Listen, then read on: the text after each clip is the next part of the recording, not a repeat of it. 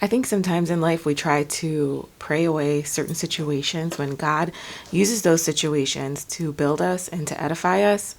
And I feel like contentment and wanting to be content and always wanting something to be exactly the way you want it to be is something that we need to be careful of as Christians, because the Bible does talk about, in this life you will have trouble.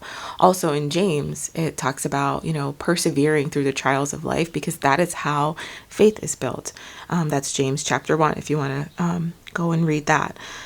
But in this verse, Philippians 4, verse 4, rejoice in the Lord always. I will say it again, rejoice. Let your gentleness be evident to all. In a previous video, we talked about what gentleness meant: unselfishness, tolerance, mercy, patience, graciousness. And then it goes on, after rejoicing, it talks about don't be anxious about anything, but in every situation, by prayer and petition, with thanksgiving, present your requests to God, and the peace of God, which transcends all understanding, will guard your hearts and your minds in Christ Jesus. And just a little bit of background information on this. Paul wrote this while he was imprisoned, wrongfully imprisoned. He's talking about rejoicing and having peace and don't be anxious. Clearly, he was not in a situation where he should be content. But if you go on and read about verse 10, he's talking here to the church that he wrote the letter to. I rejoice greatly in the Lord that at last you renewed your concern for me. Indeed, you were concerned, but you had no opportunity to show it. I am not saying this because I am in need. Remember, he's in prison here when he's writing this. For I have learned to be content, whatever the circumstances. I know what it is to be in need, and I know what it is to have plenty. I have learned the secret of being content in any and every situation, whether well-fed or hungry, whether living in plenty or in want. I can do all things through him who gives me strength. And I feel like this verse, is often misquoted out of context. I can do all things through him who gives me strength. But we have the power to be happy and to live happy, contented lives, not in our circumstances, not in, the things around us, not in the things that, even good things that God has blessed us with. That is not what we should find contentment in. Our contentment should be in God alone, him alone. Even the things that he's blessed us with should not become our contentment and our comfort. Because what if he takes it away, right? Then what? Are you not going to love God? Are you not going to be happy and joyful and content?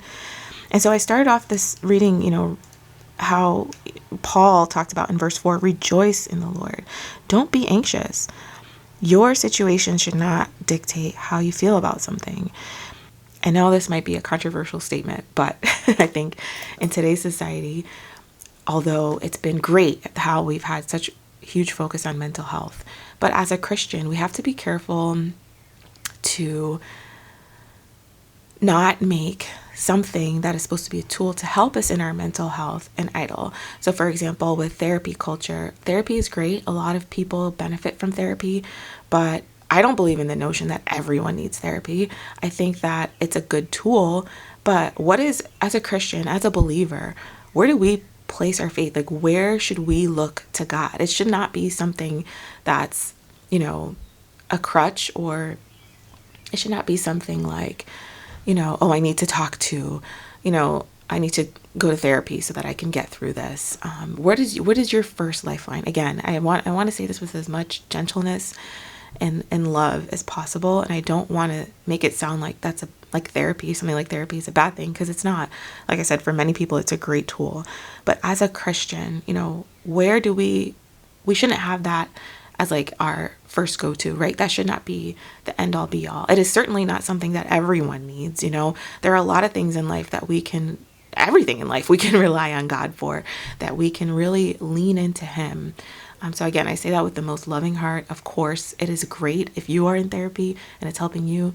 Great, stay at it. That's wonderful. But I don't want everyone to fall into the notion, when I hear things like everyone can benefit from talking to a therapist, that's not true. And there's also, I was reading a book that's a non-Christian book that was talking about how that's actually not true at all. Not everyone needs it, but certainly it has its place. But anyway, all I'm trying to say is we need to make sure that we are turning to God first and that the comforts of this life, the tools in this life that help us get by day to day, whether it's for mental health or physical health or whatever it is, those are great tools, but they are not meant to become something that we turn to before God. I hope I'm making sense. He is our ultimate source. He is my contentment.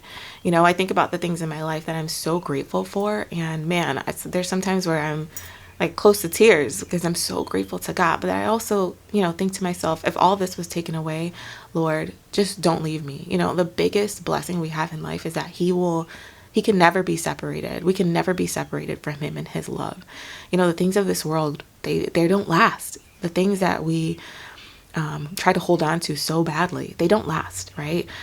Think of anything in this world, anything, whether it's your house, a car, whatever it is, nothing in this world is forever, but what is forever is Him and His love for us. And the fact that we can never be separated from Him. That is something that I hold on to so dearly. So I think, what I'm trying to stress here is no matter what happens in life, right here, this is something that I'm really focusing on this week. I'm just going to highlight it. I have learned to be content, whatever the circumstances. I know what it is to be in need. I know what it is to have plenty. So Paul, he knows both, but he's learned the secret to being content in every situation. And that is strength in God. That is it. That is the only thing that can bring true contentment and joy in this life.